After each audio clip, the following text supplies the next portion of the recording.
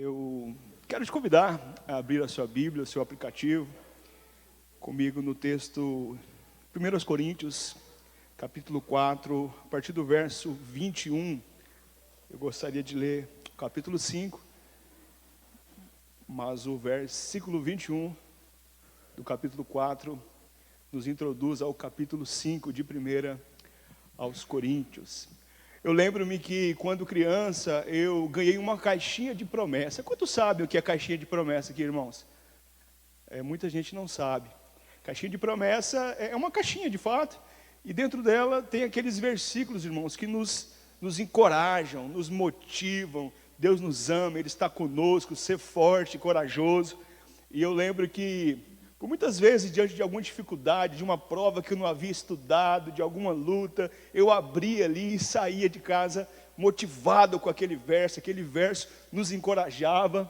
Mas eu cresci, irmãos, e eu percebi que a caixinha de promessa não é suficiente para os conflitos quando a gente cresce, quando a gente casa, quando a gente tem filhos, quando a gente vai para a universidade. Eu quero olhar esse texto com você nessa manhã com muito temor no meu coração.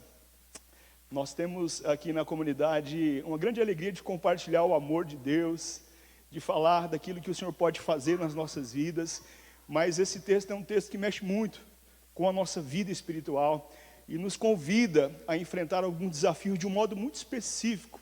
Nós temos a alegria de caminhar em pequenos grupos, nós temos a alegria em caminhar em discipulado, mas existem passos na fé que só eu posso dar. Talvez por isso Jesus disse que a porta ela é estreita. Ela é estreita porque nós entramos por ela sozinhos. Vamos encontrar do outro lado muitas e muitas pessoas.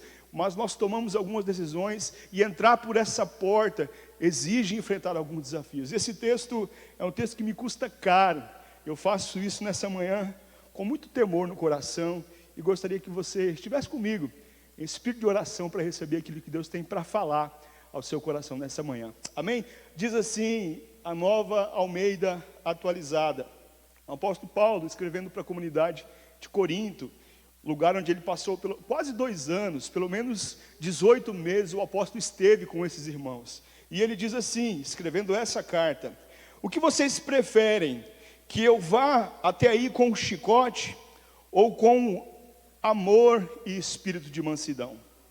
Ouve-se por aí que entre vocês existe imoralidade, e imoralidade tal como não existe nem entre os gentios. Isto é, alguém que se atreve a possuir a mulher do seu próprio pai. E vocês andam cheios de orgulho, quando deveriam ter lamentado e tirado do meio de vocês quem fez uma coisa dessas.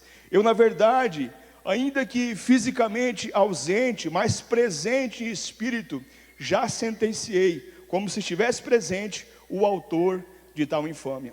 Em nome de nosso Senhor Jesus Cristo, reunidos vocês e o meu espírito com o poder de Jesus nosso Senhor, que esse tal seja entregue a Satanás para a destruição da carne, a fim de que o espírito seja salvo no dia do Senhor. Não é bom esse orgulho que vocês têm. Por acaso vocês não sabem que um pouco de fermento leveda toda a massa? Joguem fora o velho fermento, para que vocês sejam nova massa, como de fato já são, sem fermento. Pois também Cristo, nosso Cordeiro Pascual, foi sacrificado. Por isso, celebremos a festa, não com o velho fermento, nem com o fermento do mal e da maldade, mas com o pão sem fermento, o pão da sinceridade e da verdade. Na outra carta eu já escrevi a vocês que não se associe com os impuros.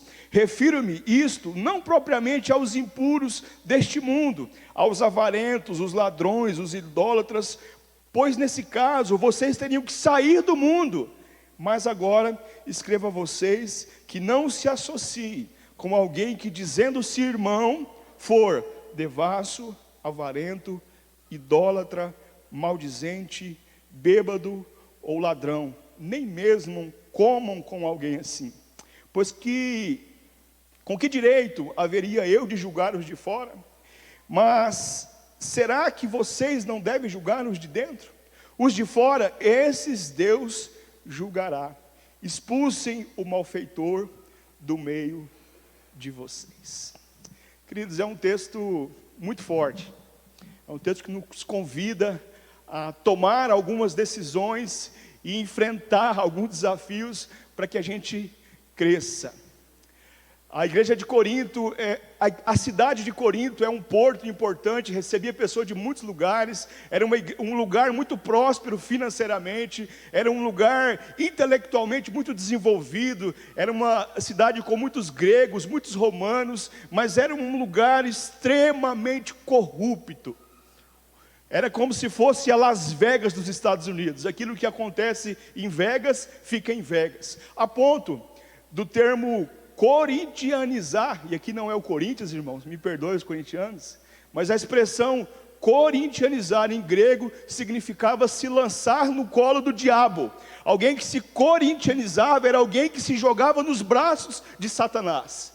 E essa igreja, esse local, essa cidade experimenta o evangelho, mas eles começam a receber com certa naturalidade, irmãos, a imoralidade no meio deles, a ponto do apóstolo Paulo ficar sabendo através dos irmãos da igreja, não foi fofoca, não foi conversa de boteco, através da própria igreja, que havia no meio daquele povo um rapaz que estava se deitando com a sua madrasta, e a igreja estava sendo complacente com aquele pecado.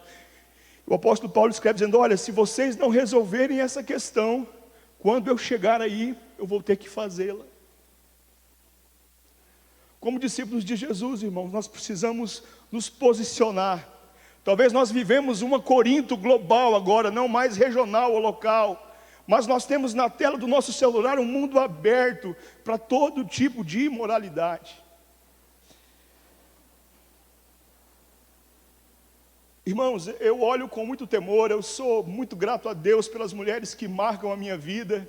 A nossa afetividade, ela é quase que de modo geral, no primeiro momento, recebida através da nossa mãe. Nós experimentamos o cuidado da nossa avó, mas a minha trajetória, ela é marcada por mulheres excepcionais. Uma cirurgiã pediátrica salvou o meu filho, e eu lembro dela como se fosse hoje.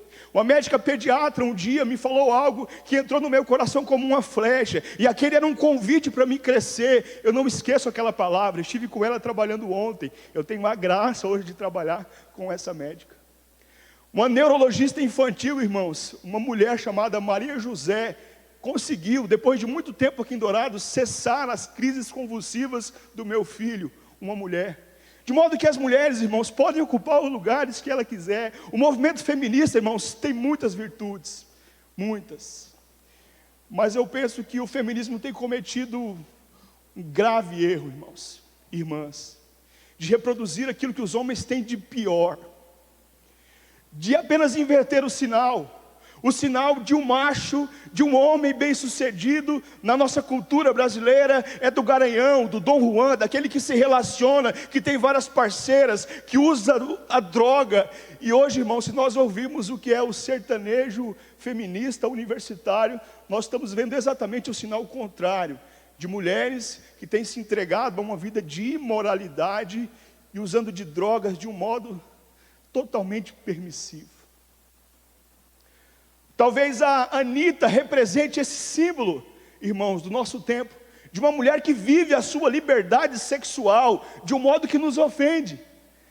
Talvez se fosse homem não nos ofenderia tanto. Essa imagem está muito mais naturalizada na nossa mente, de um homem predador, do Dom Juan.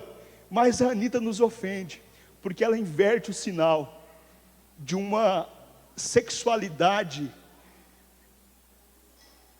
A expressão, irmãos, selada é poliamor. Vivencie as suas experiências sexuais como você quiser. O que vale é a sua experiência. Viva o arco-íris das possibilidades. É o que a Nova Corinto tem nos ensinado. Isso é, ao mesmo tempo que é tão agressivo, irmãos, é muito sutil. O meu filho assiste um desenho chamado Naruto, desenho japonês. É um pré-adolescente que quer ser ninja quando crescer, e ele se prepara para ser ninja. Esse é o contexto. E essa semana, olhando para o YouTube, eu percebi que ele estava assistindo alguns vídeos do Naruto e algumas posições estranhas. E me deu trabalho, irmãos, nós acessamos a mesma conta, eu acompanho todo o histórico dele. E eu percebi, irmãos, que o que ele estava assistindo não era o Naruto, era uma montagem com imagens do Naruto, um Naruto predador, que pegava geral, que tinha relacionamentos homoafetivos, que era violento, que assediava as mulheres, que a violentava. Irmãos, eu fiquei assustado com aqueles vídeos. E o meu filho estava assistindo, irmãos, os vídeos do Naruto. Do Naruto, não uma criancinha ingênua que quer ser ninja, mas um Naruto predador, violento, aberto a todo tipo de imoralidade sexual. Quando o apóstolo Paulo diz, irmãos, de imoralidade, ele está dizendo especificamente de porneia, daqueles pecados da área sexual, irmãos. Essa é a expressão fiel. Alguns dias atrás eu conversei com uma avó que, assumindo o seu neto para criar, me disse que ele consumia pornografia desde os 6 anos de idade. Irmãos, eu estou dizendo de uma criança que consome ostentivamente pornografia desde os 6 anos de idade.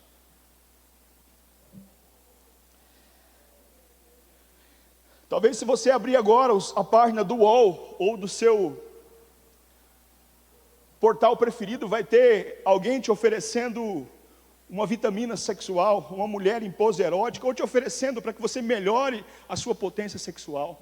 Nós somos, irmãos, investidos de todos os lados para esse ambiente de erótico, para esse ambiente de alguma maneira de pornografia, irmãos.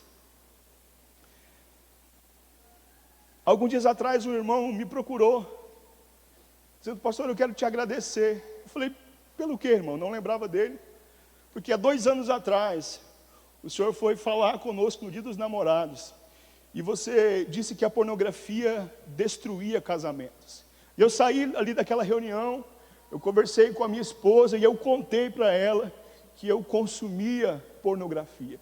Nós tivemos uma noite péssima, pastor. Aquela noite dos namorados, nós brigamos, e eu falei: me perdoe, não era essa a minha intenção, irmãos. Mas, pastor, deixa eu te falar, eu tomei a decisão de trocar o celular. Eu passei 2 anos com um celularzinho analógico, desses que não faz nada, só recebe e liga, que é a função original de celular. E eu preciso te dizer, pastor, eu tenho vivido os melhores 2 anos do meu casamento. Irmãos, eu confesso que eu entreguei aquela mensagem com um temor no meu coração tão grande aquela noite. Nós estávamos no Dia dos Namorados. Eles tinham uma noite pela frente para ficarem juntos, jantar à luz de velas. O Espírito Santo coloca no meu coração para dizer que a pornografia talvez iria destruir o casamento daquele homem. Porque a pornografia, irmão, cria uma ficção em nossa mente que não existe. É uma mentira que é colocada no coração que nunca trará satisfação. Irmãos, me perdoe. Nós temos conversado com esposas, irmãos, que têm dito que os maridos não a têm procurado. Irmãos, eu ouço as mulheres dizer: faz 1 ano que meu marido não me procura. Porque a pornografia, irmãos, cria um mundo ficcional na nossa mente. Porque a pornografia animaliza o homem e humilha a mulher, irmãs. O apóstolo Paulo diz: olha, se vocês não resolverem essa questão, vocês querem que eu vou como? Com chicote? Com amor? Ou com mansidão? Seria muito tranquilo, irmãos, e às vezes eu observo a argumentação daqueles que querem tirar os nossos fundamentos, que dizem: olha, no mundo animal não existe monogamia, os animais se relacionam. É verdade, irmãos, mas você é um animal? Seria muito tranquilo se a relação fosse somente de corpos, irmãos. Mas quando nós nos unimos com alguém, existem almas que são entrelaçadas, espíritos são entrelaçados, a ponto do apóstolo Paulo dizer que quem se deita com uma prostituta faz com ela uma só carne. Seria muito tranquilo, irmão, se fosse somente corpo. Quantas pessoas feridas, machucadas, através de um ato sexual. Pessoas que estão confusas na sua sexualidade, porque não era só corpo, havia sentimento, e havia aquilo que é eterno em nós, irmãos, o Espírito. O cachorro não tem espírito, irmão. O cachorro não tem sentimento.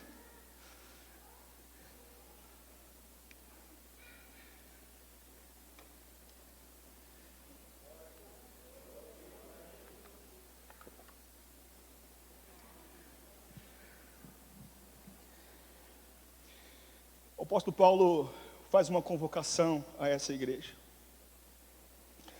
Não é bom esse orgulho que vocês têm.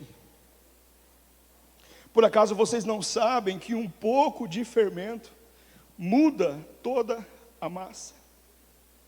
Aquela igreja orgulhosa, acomodada, estava sendo complacente com aquilo que estava acontecendo no meio dela. O orgulho, irmãos, é essa colher de fermento que muda toda a massa. O orgulho é essa ilha que nós nos lançamos, onde nós não conseguimos ver ninguém além de nós mesmos. Aliás, a lupa com que nós olhamos o outro, ela é muito eficaz, mas nós temos muita dificuldade de perceber os nossos desvios. Esses dias, alguém no meu trabalho estava muito amargurado, e estava contaminando o ambiente, e o pessoal reclamando, chegou a falar para essa pessoa, e ela perguntou para mim o que eu achava. E eu falei: Deus, me dá uma palavra aqui para que eu possa acessar esse coração.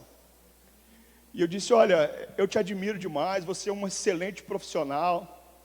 Eu lembro de um dia que você fez isso, você foi lá, resolveu essa questão, abençoou aquela pessoa, mas você tem se tornado alguém amargurada. Você percebeu que você murmura o tempo todo, da chegada à saída, e o dia inteiro você está reclamando. Ela me disse: obrigado. E a partir daquela fala, aquela pessoa mudou, irmãos. Ela inclusive me deu um presente de gratidão. E ela passou a ser uma outra pessoa. Passado alguns dias, ela me disse: posso te dizer algo? Eu falei: sim. Deixa eu te dizer uma coisa. Por vezes você é orgulhoso. Ela falou para mim. Eu tive uma mistura, irmãos, de tentar contra-argumentar, tentar me defender, mas imediatamente, irmãos, eu percebi que era o Espírito Santo falando através daquela pessoa. E eu percebi que era verdade. Que por vezes eu sou orgulhoso. Que eu olho muito bem, com lupa, a vida do outro, mas eu tenho muita dificuldade de encarar os meus desvios. Jesus conta, irmãos, que 2 homens foram orar no templo. Um fariseu e um publicano. E Jesus conta que o fariseu, de pé, orando alto, dizia: obrigado, Senhor, porque eu não sou como esse publicano que aqui está. Eu não sou como os outros, roubadores, adúlteros. E ele faz uma lista dizendo que ele não era igual aos outros. E Jesus diz que o publicano, irmãos, ajoelhado, dizia: Deus, tem misericórdia de mim, porque eu sou pecador. Tem misericórdia de mim, Senhor, porque eu sou pecador. Nós estamos vivendo um período, irmãos, eleitoral, em que a nossa lente moral ela é ampliada.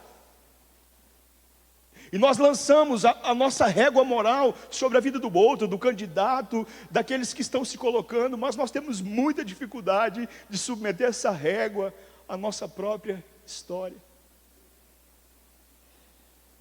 E é interessante, irmãos, que o apóstolo Paulo cobra essa moralidade, irmãos, não dos que estão no mundo. Essa expressão no mundo, para mim, ela tem muitos significados. Mas o apóstolo Paulo cobra a ética daqueles que dizem caminhar com Jesus, irmãos. Ele chega a dizer: olha, eu refiro aos impuros deste mundo, aos avarentos, porque se assim fosse, vocês teriam que sair do mundo. Se o nosso combate fosse contra essas pessoas, nós teríamos que ir para Marte, irmãos, porque essas pessoas não foram alcançadas pelo Evangelho, porque essas pessoas não confessaram Jesus como Salvador.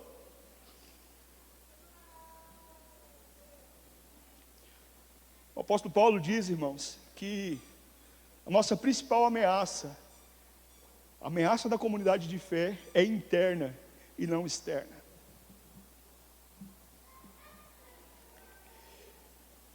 O apóstolo Paulo, na carta aos Coríntios, fala de 3 tipos de pessoas, irmãos: os naturais, os espirituais e os carnais. Os naturais são aqueles que são guiados pelo seu corpo, pelas suas emoções. São aquelas pessoas que biologicamente nasceram, mas que ainda não experimentaram, irmãos, o Evangelho, que ainda, nas palavras de Jesus, não nasceram de novo. Essas pessoas são pessoas naturais, elas seguem o curso desse mundo. Os espirituais, nas palavras de Paulo, são aqueles que confessaram Jesus. São aqueles que nasceram de novo, que experimentaram o Evangelho da salvação. E os carnais, irmãos, não são os que estão no mundo. São aqueles que, tendo experimentado o Evangelho, o amor, aqueles que, tendo confessado Jesus, continuam sendo dirigidos, motivados pelos desejos da carne. É desse rapaz que o apóstolo Paulo está dizendo nesse texto. Você está dormindo com a sua madrasta. Você está traindo o seu próprio pai. Você está traindo a sua própria comunidade. Irmãos, essa semana nós, nos pequenos grupos, nós lemos Juízes capítulo 16, irmãos. Que texto poderoso, irmãos. Um homem cheio de unção, irmãos. Um homem que foi planejado para dar certo, começou bem, foi discipulado, amado, cuidado, consagrado, desde o ventre, abençoado. Era esse Sansão, esse super-herói da fé, irmãos. Mas Sansão começa a se distanciar. Sansão começa a ser dirigido pela sua própria carne, irmãos. Ele se distancia da sua família. Ele se distancia de Deus. Ele começa a tocar em coisas, irmãos, que ele não deveria tocar. Ele começa a comer coisas que ele não deveria comer. Ele começa a beber o que ele não poderia beber. E ele começa a se prostituir, irmãos. Ele começa a se relacionar com prostitutas. E ele conhece uma moça chamada Dalila, nós conhecemos a história. E ele vive, irmãos, no capítulo 16, um misto de cansaço físico e excitação. Tem crianças aqui, né, irmãos? Entre um carinho de Dalila, uma briga com os filisteus e um cochilo, Sansão vive animado. E ele faz isso por várias vezes, irmãos. Até a hora que ele se levanta dizendo: vou ganhar mais uma na porrada. O texto diz, irmãos, que ele não se deu conta de que o Espírito de Deus o havia abandonado, irmãos. Aquele homem cheio de unção, irmãos, cheio de graça, cheio de conhecimento. O texto diz, irmãos, isso mexe muito comigo, que Sansão não se deu conta de que Deus havia se retirado dele. Aquele homem morre feito um palhaço, irmãos, humilhado no meio dos seus inimigos. O conflito que nós vivenciamos com o Evangelho, com Deus, esse conflito não é moral, irmãos. Não é daquilo que nós temos que fazer. Esse conflito ele é relacional, de como nós nos relacionamos com Ele. Porque se for moral, irmão, será pesado, será um jugo sobre nós. Se eu parar de beber porque o meu pastor mandou, será um peso na minha vida, irmãos. Eu deixo de beber por causa dele. Eu deixo de fazer por causa dele, porque ele já fez por mim. É relacional. É a minha disposição de ser encontrado, mas também de encontrar esse Jesus na caminhada.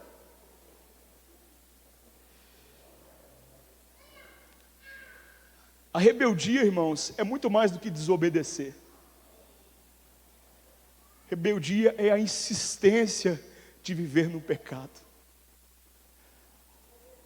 Nós, como pais, ficamos tão tristes quando os nossos filhos desobedecem.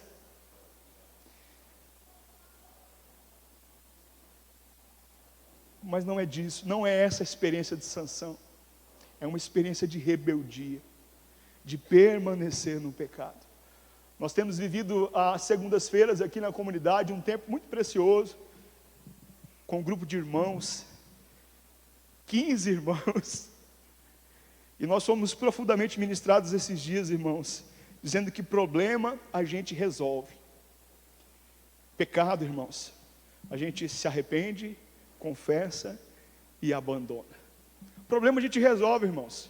Dívida a gente paga, a gente parcela, a gente refinancia. Pecado, a gente se arrepende, a gente confessa e a gente abandona. Eu quero orar com você nessa manhã. Eu faço isso nessa manhã em extrema obediência, irmãos. Eu gosto de falar do amor de Jesus, desse amor que nos perdoa. Mas o Espírito hoje me dirigiu a falar. Você precisa tomar decisões para que você cresça. Nós estamos falando de disciplina, irmãos. Durante muito tempo a igreja excluía pessoas do hall de membro, porque estava no cinema, porque foi visto jogando bola, né? Como se a gente pudesse anular a salvação. Não é disso que eu estou dizendo. Estou dizendo da necessidade que nós temos de crescer. E a disciplina, irmãos, é o princípio do discipulado. Sem disciplina, irmãos, nós não crescemos. Sem disciplina, o apóstolo Paulo encerra essa carta, no finalzinho dela, dizendo assim: olha, quando eu era menino, eu pensava como menino, eu falava como menino, mas quando eu me tornei homem, eu deixei as coisas de menino. Tem uma hora que a caixinha de promessas, irmãos, não dá mais conta dos nossos conflitos. Verso 21 do capítulo 4. Como vocês preferem? Que eu vá com chicote ou que eu vá com amor e espírito de mansidão? Uma carta é uma tentativa de comunicar alguma coisa para alguém. Uma carta não lida não comunica nada. Uma carta não entregue também não comunica nada. E a minha oração nessa manhã, para mim e para a sua vida, é que o Evangelho nos comunique que para crescer, para o discipulado, nós temos que submeter à disciplina. A Bíblia diz que o Senhor disciplina a quem Ele ama. A disciplina dói, irmãos. A disciplina machuca. Meu filho, eu tive que modular e dizer: filho, não é castigo, é disciplina. Você não está de castigo, você está de disciplina. Porque eu quero discipular o meu filho. Porque eu tenho o desafio de discipular o meu filho. Quando nós estamos em comunidade, irmãos, nós temos o desafio de amar, crescer, mas por vezes de confrontar os nossos irmãos. Eu queria que você recebesse essa palavra nessa manhã como uma carta de Deus para o seu coração. Precisamos enfrentar, irmãos, a imoralidade de um mundo caído, distante de Deus. Nós precisamos enfrentar o nosso orgulho, que nos permite perceber os desvios do outro com muita facilidade, mas que não consegue enxergar o cisco que está no nosso olho. E vencer a carnalidade, irmãos. A carnalidade, de ser guiado pelos nossos próprios instintos. Eu quero que você fique de pé, se você puder.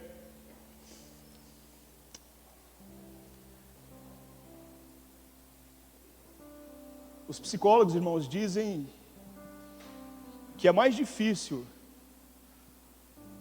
tratar viciados em pornografia do que viciados em drogas. Porque aquelas imagens ficam muito tempo na mente da pessoa que consumia aquilo. Não há remédio que acesse aquelas imagens, assistir durante muito tempo. Esses dias eu vi uma pesquisa que o consumo de pornografia de homens e mulheres são muito parecidos. Irmãos, o que corre aí na sua veia é sangue, não é azeite. Sansão era um homem cheio de unção. cheio da graça. Davi era um homem segundo o coração de Deus. Enfrentou o leão, enfrentou o urso, enfrentou um gigante, enfrentou um batalhão. Mas ele caiu, irmãos, olhando da sacada do seu palácio, pela imoralidade sexual. Feche seus olhos, eu quero que você coloque a sua vida, eu quero que você coloque o seu casamento, eu quero que você abençoe os seus filhos. Eu me assustei muito, irmãos, com esse Naruto do diabo. Coloque a sua filha, seu filho diante de Deus, coloque o seu casamento. Nós não precisamos, irmãos, apimentar a relação com nenhum tipo de arma do diabo. Coloque a sua vida. Talvez você teve experiências que ainda hoje te marcam. Coloque diante de Deus. Peça ao Senhor para tocar essas áreas.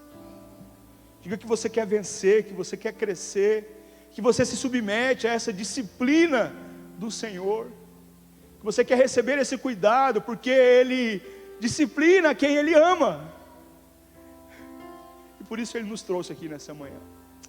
Pai, muito obrigado, ó Deus, pelo Teu cuidado, Pai. Nós queremos ter a alegria, Pai, de celebrar a disciplina do Senhor, porque ela é reflexo do Seu amor por nós, Pai.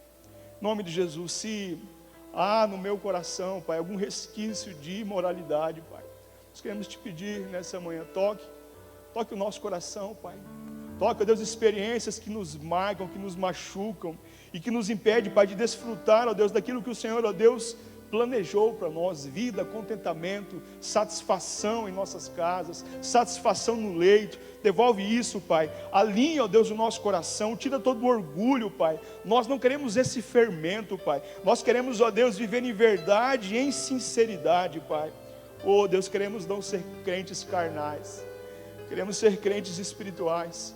Queremos, ó Deus, continuar olhando para a Sua palavra. Tudo muda, os tempos mudam, as estações, mas a Tua palavra permanece como o baluarte das nossas vidas, como padrão ético, Pai, para os Teus discípulos, Pai. Nós Te adoramos nessa manhã, adoramos o Cristo ressurreto, mas queremos, ó Deus, imitar aquele Cristo dos pés no chão, do toque, do carinho e da compaixão, Pai. Muito obrigado. Faz isso em nossa comunidade, Pai. Nós queremos crescer, Pai. Disciplina-nos. E nós iremos, ó Deus, celebrar, ó Deus, esse cuidado do Senhor para conosco, para com a nossa comunidade, para, ó Deus, com a nossa família, Pai. Muito obrigado, Pai. Nós oramos gratos por essa manhã, pelo Teu amor e também pela Tua disciplina, Pai. Muito obrigado. Oramos em nome do Senhor Jesus. Amém.